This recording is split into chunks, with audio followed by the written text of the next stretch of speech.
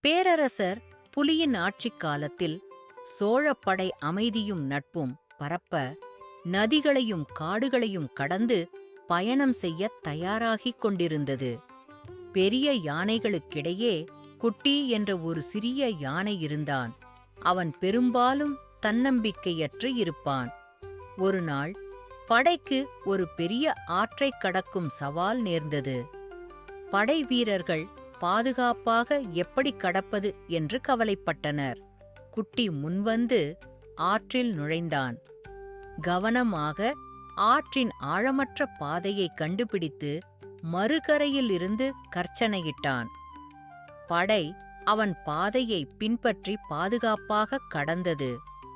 பேரரசர் புலி குட்டியின் தலையைத் தடவி, "தைரியம் அளவில் இருப்பதில்லை, அது இதயத்திலிருந்து வருகிறது" என்று கூறினார். குட்டி ஒரு வீரனாக மாறி படையுடன் பல சாகசங்களில் தலைமை தாங்கினான். அரண்மனைத் தோட்டத்தில் அவனின் சிலை நிறுவப்பட்டது.